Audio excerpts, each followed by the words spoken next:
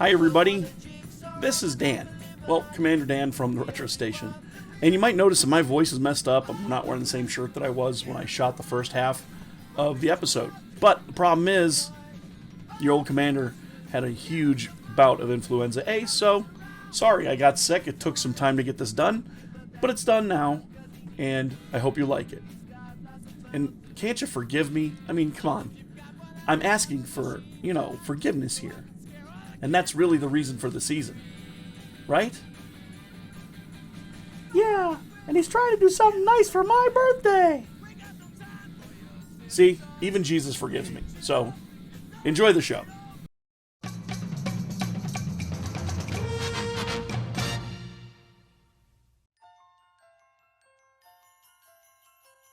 It's the second annual Retro Station Christmas Special, with special guests, Overseer of Planet X, some special surprises, more retro fantastic Christmas commercials, and a visit from Space Santa Claus from outer space. All this and more on the Retro Station's second annual Christmas Special. We'll be right back after these messages from... It's Batman, better than ever. Penguin's umbrella jet is wiping out the park. In camouflage gear, air attack Batman takes off. Knockout gas. Penguin thinks he's won. It's Laser Batman. On his laser blade cycle. Gotcha. Instantly, Batman is airborne. You're grounded, Penguin. Batman, better than ever. Figures and vehicles sold separately. Talk about a happy holiday. Hey everyone, welcome back to License to Play. And Christmas must have come early because, wow, Space Santa Claus from space, the salty, vulgar space version of Santa I accidentally inspired the people of Planet X to create? Well, he came through in a big, big way, and we're wrapping up this year with a game I've been looking forward to talking about for a whole other year. Commander, we finished decking the halls, and we're living in a Winter Wonderland simulation that has brought us to 75.9% Christmas. So, there's going to be a second evaluation? That should put us over the top. That's right. And we're not evaluating some dippy Bible game or some lousy Christmas game, no way. It's this. Batman Returns on the Super Nintendo. How is that going to get us to 100% Christmas? Does Batman even celebrate Christmas? You'll see, bud. It has a lot to do with Christmas. Viewers alert. Someone is stealing Gotham City's power supply. Danger of citywide blackout. When you want a Diet Coke, you want a Diet Coke.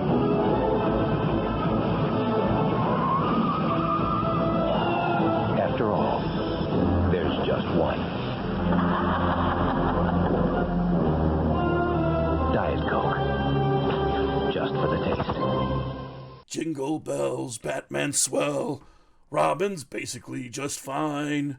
And the Batmobile kept its wheels because I planned for any type of wheel shenanigans. And the Joker got punched in the face. Ugh. Alfred, what did we get Robin last year? Well, sir, we got a new Robin and let the old one go to college before the Joker could kill him with a crowbar, sir. Oh, right. Anyway, I got so many of these trading cards and souvenirs from the Joker Batland Mystery. Check them out here. So many. It's great. That's what you get, Robin. Right, anyway, I'll just give Robin one of these little bat care packages. Have you considered money, what? Master Wayne? Oh, now I am the Batman who laughs. No, Robin gets trading cards and toys. He's the boy wonder. Boys get toys. And what do girls get? Well, if past history is any indication, a wheelchair? Ugh! Christmas is hard for Batman. Commander, we're about to put out the milk and cookies, but we're not sure if Space Santa likes that stuff. Let me get him on the horn and see what's up. Space Santa Claus, are you out there? It's Commander Dan, aboard the Retro Station. Come in, please. And so I says to Easter Bunny, I says, look, I'm fucking better than you, because I don't hide the shit I bring. Easter Bunny looks all terrified. So there. I think that's proof Easter Bunny hides shit and eggs at kids' houses. Case closed. Boom. Sorry, Space Santa. I don't mean to interrupt. Yeah, I'm up to my space ass and space alligators here, kid. Trying to get all these ungrateful turd blossoms their precious Christmas crapola. So make it snappy. Yes, sir. The folks aboard the retro station want to leave something out for you, and they didn't know if you were a milk and cookies guy, cup of coffee, a snifter of brandy. Yeah, right. Snifter my space balls, man. Kidding. I'm kidding. Just kidding. Nah. If you want to show me some appreciation, one of your combs. Say what? Or spit, toothbrush, blood sample, anything with DNA, monkey boy. The other space holiday mascots go apeshit for that stuff. Like a robot camera on a fruitcake. I'll let them know. You mind me asking what they would use it for? Oh, clones of you to do with as they please. You ass genius? Look, don't worry about Space Santa. I'm all set. Just enjoy the fruitcake and send me a copy of your evaluation. How about that? Sure. Thanks, Space Santa. From space! Merry Christmas and Happy New Year! What a magical guy.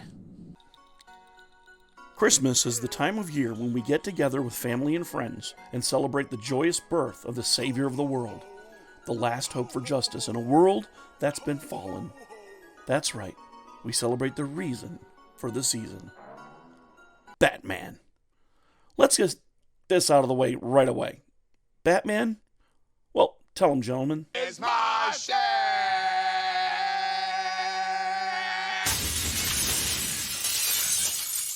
That's right. Born in a mansion in Gotham City, the suburbs of hell itself, Bruce Wayne's parents were slain by a random thug with a need for a pearl necklace, so he shot them down in cold blood, leaving young Bruce Wayne alone, except Alfred, his butler, a huge mansion, 50 cars, and billions of dollars in assets and income. A real hard luck story. Bruce vowed that he would prevent this from ever happening again. By developing more effective law enforcement techniques? No, that's for wussies. Eliminating corruption in the system itself by judicious expenditures of his personal fortune? What are you, a communist? No. Bruce Wayne did the most logical and rational thing to solve this problem. He trained himself beyond the physical capacity of top athletes, purchased a magical crime-fighting car, and learned ninja skills to fight every criminal in Gotham, one at a time, in 12-hour shifts at night, dressed like a huge crazy bat for the rest of his life. Like sane people do. Anyway, today we're talking about a specific license from the illustrious history of our Dark Knight, and that is the movie Batman Returns. This is Batman Returns for the Super Nintendo by Konami. Sega of America made 2 of these Batman Returns games, but they're unrelated to this one. I never owned those games, but this game, I'm well versed in the playing of this bad boy. So first, let's give you a little context. The year is 1992, and it's summer. I've been waiting on the release of the Batman sequel, Batman Returns, which was promising to be a continuation of the darker tone from the original, with the original director, Tim Burton, coming back to direct. So I'm 17, right? Summer of my junior year of high school, and I could drive, see R-rated flicks, and all I was focused on that summer was Batman Returns. Since Batman was coming back, it was going to be a continuation of the movie I'd already loved, and you've seen that before in my other Batman review. Such continuity back then, from movie to movie, was not heard of at all. Where now, there's almost a decade of comic movie continuity, just for one character. Iron Man's got, 5 movies? It's Iron Man. Batman had 1 movie, a campy kids show, and, Super Friends. Super Friends set superheroes back 2 decades. So I was anticipating a fantastic follow-up. And was I satisfied? Well, I personally love this movie, so yeah, I was perfectly happy with this version of Batman continuing. Even though there were things Tim Burton exaggerates and ignores about Batman, like him flat out murdering this clown, but honestly, who cares? It's a clown. That's right. The movie is about the Penguin, the Catwoman, and the Batman. The animal theme in this flick is not subtle, nor is the cat theme. In fact, this movie may as well have been called Catwoman, for as much as they delve into Catwoman here. Now, we see the beginning of the movie, we see a pair of wealthy folks having a baby. It turns out this is Danny DeVito, so they dump him in a river. Like the first movie, we think we're going to see the Waynes, but nope. Subvert your expectations, clowns. Fooled you. Tell them. That's right. Bruce cleaning up the last remnants of the Red Triangle Circus gang at the beginning of the film is pretty sweet. Honestly, they look like the Garbage Pail Kids and the Rollers from Return to Oz had a baby and then left them at the dumpster circus. Bruce beats 9 shades of crap whoop-ass out of these clowns and bearded ladies, strong men, and I don't know, there might have been a monkey, I can't remember. The movie then goes on to introduce Catwoman with a great origin scene and an amazing Catwoman played by Michelle Pfeiffer. The cast is great, top to bottom. I love the soundtrack, and the neat 9 Lives thing with Catwoman throughout the movie. So cool. Even disgusting penguin mutant guy is a neat take on Oswald Cobblepot. But then, there's weird stuff, like this shit. And this shit. And all these penguins there. And how about this shit?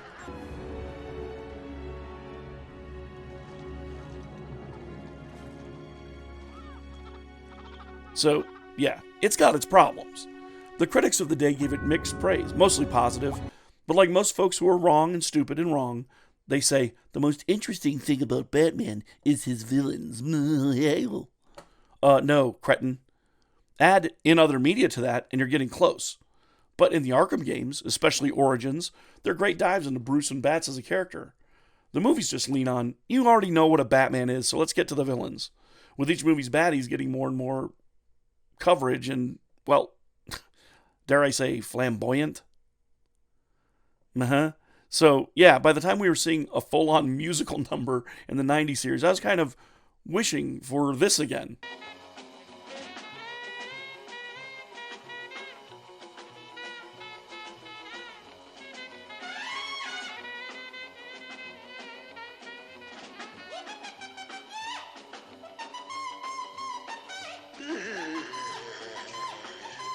Or this.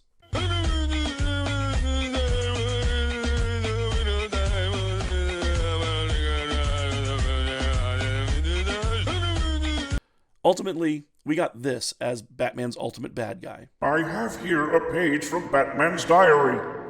It says, all the people are scared of me, and I think that is cool. I'm cool, because I am a Batman. Whoa! Alfred! This jabroni's putting my business on Front Street!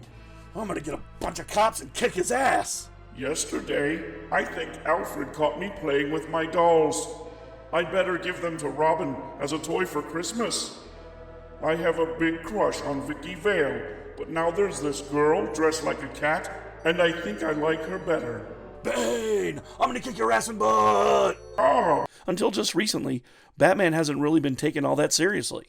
The Batman flick, the new one, is astonishingly layered and serious, which I like. As far as Batman Begins goes, that trilogy stands the test of time, but it's at turns dark, funny, and unexpectedly goofy. It also has, a bunch of great actors in it, so it's fine. And Batman Returns, this movie is amazing. It has Christopher frickin' Walken, which makes it a pretty great time there, and the cast is just brilliant in turns playing their characters as serious and then campy as well. So, the movie's pretty great, and I love it. But how do you put all that dark, edgy, goofy goofiness onto a cartridge like this? How could it possibly match the tone and quality of a Tim Burton movie? Well, let's see what the different companies did to recreate this license right after this. The forces of destruction in the Batman Returns handheld game from Tiger. What do you want? To destroy the Penguin's evil army. The time has come to punish all! Defeat the Catwoman. Face the Penguin in 5 levels of skill. You don't really think you'll win, do you? The Batman Returns handheld electronic game, now playing in a pocket near you. Let's take a quick peek at the also-rans for this evaluation. Please note that I didn't own any of these, but let's take a look anyway. Sega of America made games for the Game Gear, the Master System, Genesis, and Sega CD. The CD and Genesis game is what we're seeing here. The game plays a lot like, well, most Genesis titles licensed at the time. Unlike the Sunsoft port of Batman from the NES, though, this game was designed by Malibu Interactive, who made games like Battle Cars and Three Ninjas. Oh, and we'll get to them. Be sure of that. But the gameplay is stock standard. It's like Chakan the Forever Man or a David Perry Genesis platformer of the day. It's nothing special or crazy. The driving stages are fun, but brutally difficult on the Genesis. They made versions for the Amiga as well, and it looks like it's miniature Batman fighting teeny-weeny clowns and tiny-whiny Catwoman. Denton Designs handled that, which shows you how licensed this flick was, and how broad that license went. Toys, clothes, games, Happy Meals, Taco Bell cups, even more toys.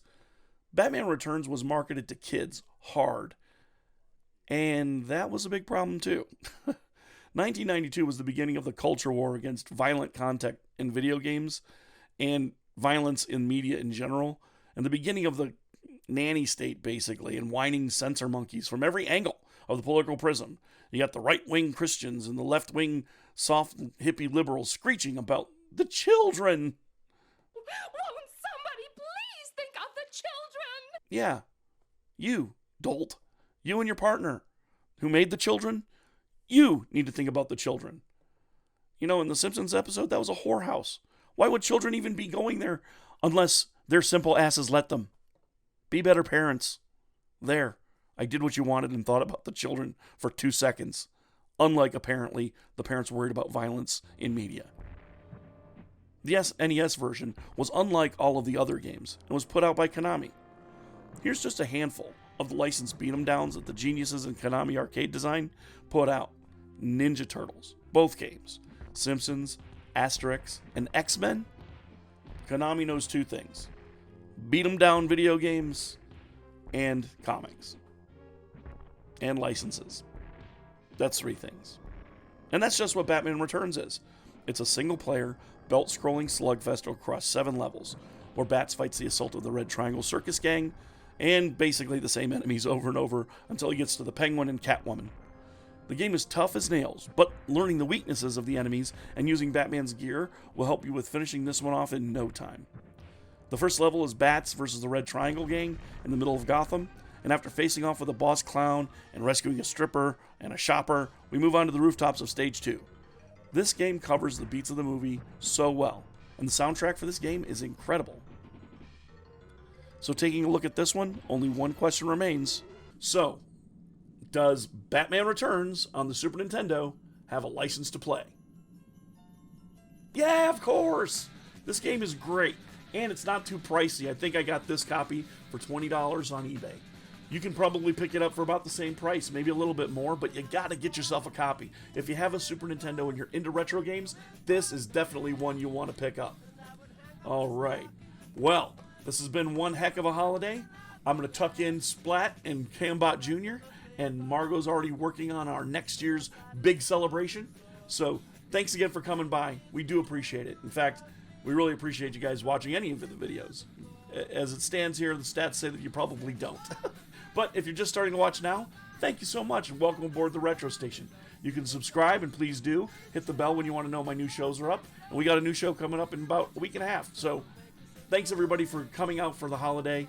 Merry Christmas, everyone. Happy holidays and a Happy New Year. But more than anything else that I've said during this video, during the holidays, or any time prior to this, or in the future, remember to always, always stay retro. Peace. Get upset on the internet. You're a salt adult. You're a salt adult. Get upset on the internet. You're a salt adult. Throwing out a hissy fit, your views ain't in the millions, and every up and comer is a threat to what you're dealing in. Instead of getting better, you just spout upon your